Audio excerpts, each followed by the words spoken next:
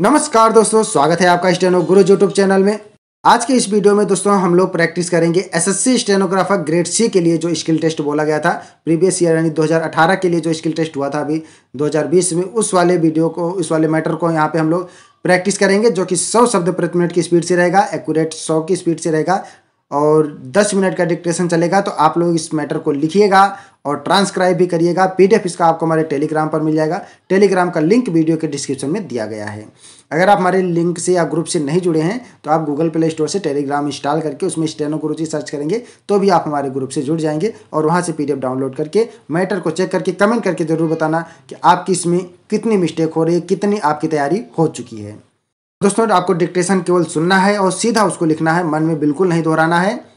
मन में दोहराएंगे तो आपका डिक्टेशन छूट जाएगा। इससे पिछले वाले वीडियो में दोस्तों हम लोगों ने ग्रेड डी के लिए जो स्किल टेस्ट हुआ था यानी 80 शब्द प्रति मिनट की स्पीड से जो था उस वाले डिक्टेशन को हमने डिक्टेट किया था और उसका पीडीएफ शेयर किया था। अगर वो डिक्टेशन आपने नहीं देखा है तो आप हमारे प्ले लिस्ट में जाके देख सकते हैं। दोस्तों अगर आप ग्रेड सी की तैयारी कर रहे हैं तो आपकी तैयारी 120 की होनी चाहिए, तभी आप ग्रेड सी की स्किल टेस्ट पास कर पाएंगे। तभी आपका 100 का स्पीड यही लगेगा कि हलवा की तरह लिखा जा रहा है, नहीं तो 100 की स्पीड भी ऐसे लगेगा पता नहीं कितनी स्पीड में बोला जा रहा है।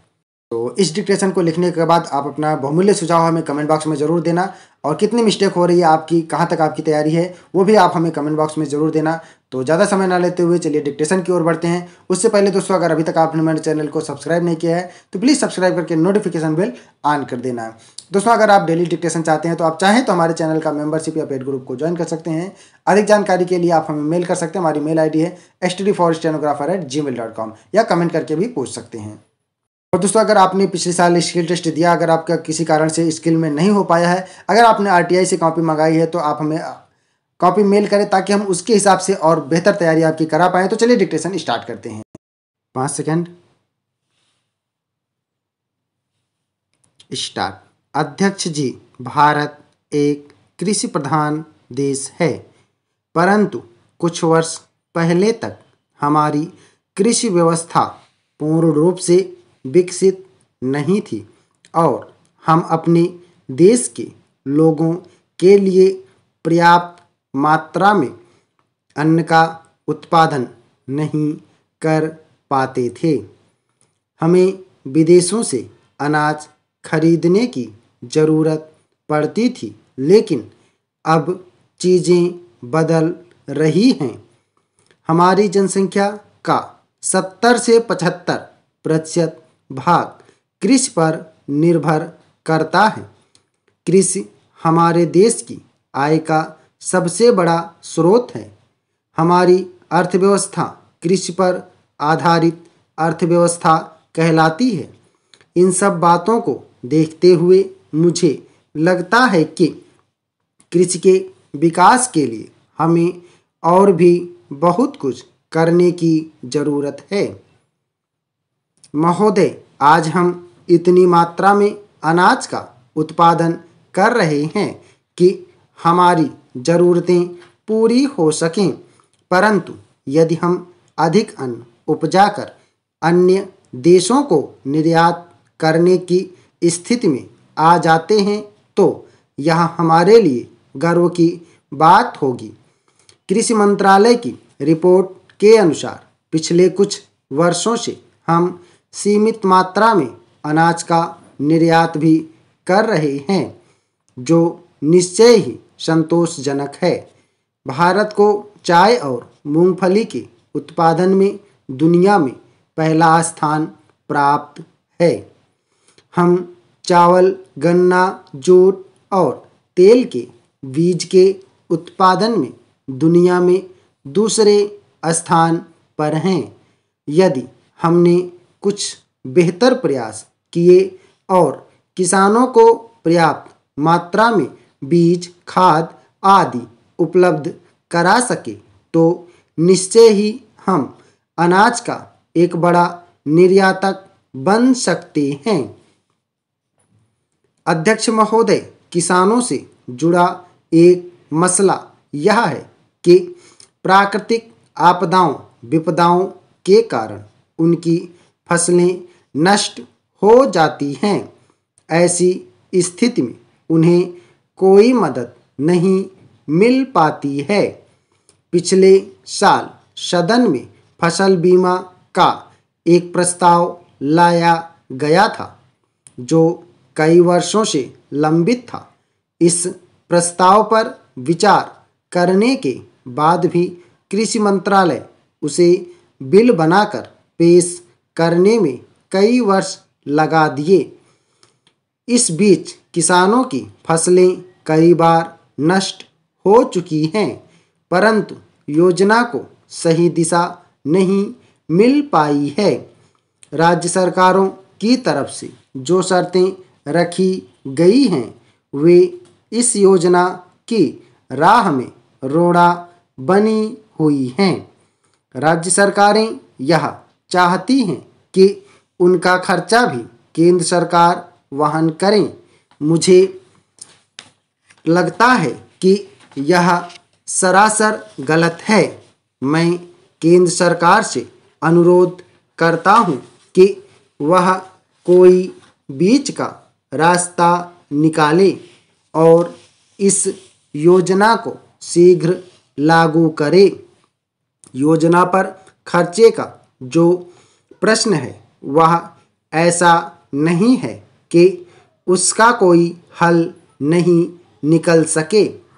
इस संबंध में राज्य सरकारों का तर्क है कि बीमा केंद्र का विषय है, इसलिए राज्य सरकारों पर इसका बोझ नहीं डाला जाना चाहिए। परंतु मैं यह कहना चाहता हूं कि कृषि राज्यों का विषय है, इसलिए लाभ हानि की जिम्मेदारी से वे अपने को अलग नहीं कर सकती हैं। आज़ादी के बाद केंद्र सरकार ने कृषि के विकास के लिए कई योजनाएं बनाईं।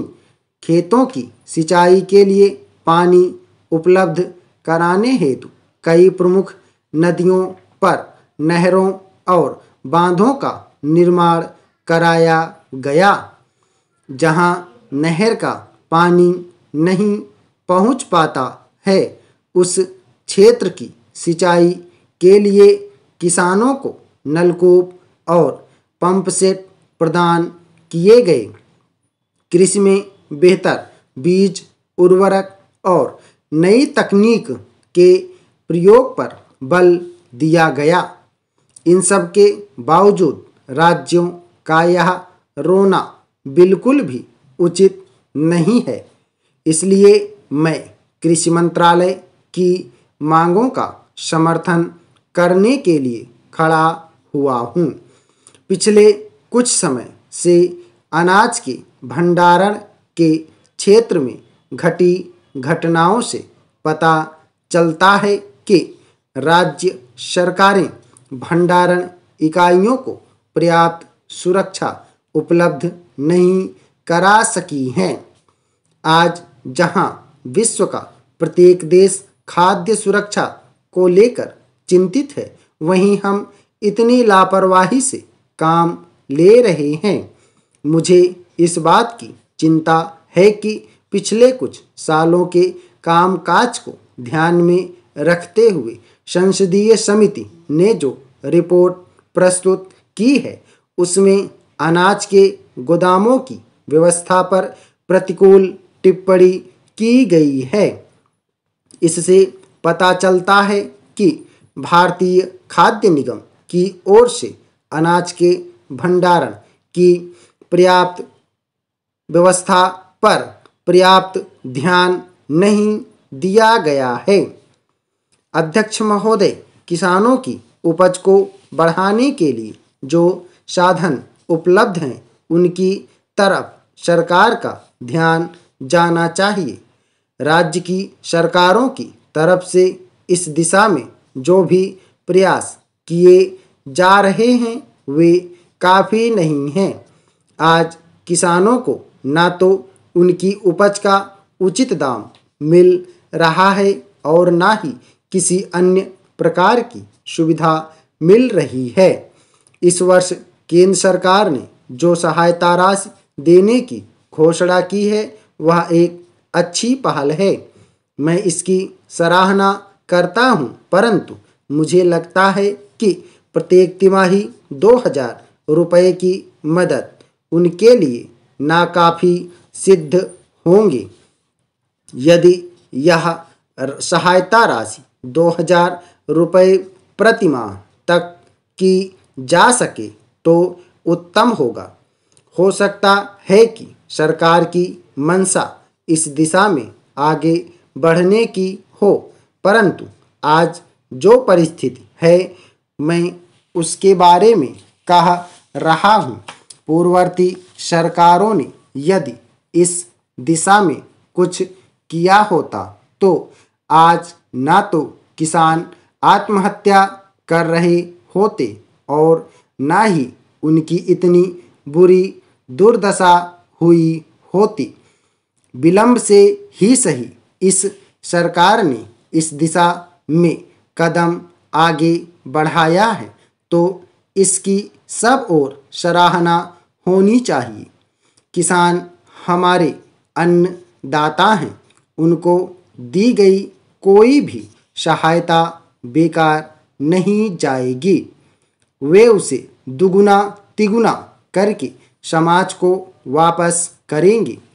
प्रारंभ में मैं अन्न के भंडारण के बारे में कह रहा था और अपने इस संबोधन के अंत में मैं पुनः इस पर बल दूंगा कि सरकार को केंद्रीय भंडारण निगम की दशा और दिशा के बारे में भी सोचना चाहिए। यदि इस संस्था को दुरुस्त किया जाता है तो निश्चय ही किसानों को अन्न भंडारण की समस्या से निजात मिल सकती है। मैं एक किसान होने के नाते जिन जिन बातों को सदन के सामने रख सकता था उसे सदस्यों के सामने रखने की कोशिश की है। स्टॉप। ओके दोस्तों, आप लोग इसको प्रैक्टिस करिएगा 100 शब्द प्रति मिनट की स्पीड से। टोटल इसमें 967 शब्द हैं। तो यहाँ पे जहाँ पे पैरा चेंज हुआ वहाँ पे हम 2 से 3 सेकंड के लिए रुके हैं और जहाँ पे पूर्ण विराम आया वहाँ पे 1 सेकंड के लिए रुके हैं। ठीक है, 100 शब्द प्रति मिनट की स्पीड से है। टोटल डिक्टेशन जो चला है आपका 5 सेकंड बाद स्टार्ट हुआ था और 10 मिनट 7 सेकंड पे बंद हुआ है। 2 सेकंड एक्स्ट्रा लगा है। टोटल 10 मिनट का डिक्टेशन है। तो आप लोग इसको ट्रांसक्राइब करिएगा ईमानदारी से। और ट्रांसक्राइब करने के बाद कमेंट में ज़रूर बताना कि कितने मिस्टेक हुए थे, क्योंकि अगर आप इसको पास कर लेते हैं तो आप एसएससी ग्रेड सी के लिए लगभग तैयार हो जाएंगे। डिक्टेशन एसएससी ग्रेड सी में बोला गया था। अगर इसका ओरिजिनल पीडीएफ हम आपको दिखा देंगे, नहीं तो टेलीग्राम पर शेयर कर देंगे, वहाँ पे आप लोग देख लीजिएगा। इस पे तो हमने टाइप करके बोल दिया क्योंकि वहाँ पे बहुत छोटा छोटा था, दिखने में कम थी। तो आप लोग इसको प्रैक्टिस। उम्मीद करता हूँ दोस्तों वीडियो आपको पसंद आया होगा। आपने पूरा डिक्टेशन लिखा, इसके लिए आपका बहुत बहुत धन्यवाद। और कमेंट करके आप अपना बहुमूल्य सुझाव हमें कमेंट बॉक्स में ज़रूर देना। अभी हमारे पास जो डिक्टेशन है हम जल्दी उसको आपको प्रोवाइड करा देंगे, ताकि आप लोग एकदम 2019 वाले स्किल टेस्ट के लिए बिल्कुल परफेक्ट हो जाएं, प्रिपेयर हो जाएं। और दोस्तों अगर आपको ग्रेड सी की डिक्टेशन देनी यानी 100 शब्द प्रति मिनट की स्पीड से डिक्टेशन लिखना है तो आपको तैयारी 120 की करके जानी है, तभी डिक्टेशन हलवा की तरह लिखा जाएगा। 100 वाली भी डिक्टेशन आपको लगेगा कि बहुत तेज़ी से जा रहा है। इसके अलावा दोस्तों अगर आप चाहें तो हमारे चैनल का मेंबरशिप ले सकते हैं, हमारे पेड ग्रुप को ज्वाइन कर सकते हैं, जिसमें आपको डेली डिक्टेशन पीडीएफ ऑडियो और उसकी आउटलाइन मिलेगी। आज के लिए बस इतना ही। अगर आपने अभी तक हमारे चैनल को सब्सक्राइब नहीं किया तो प्लीज़ सब्सक्राइब करके नोटिफिकेशन बेल ऑन रखना। मिलते हैं नेक्स्ट वीडियो में, तब तक के लिए बाय। Thanks for watching. जय हिंद।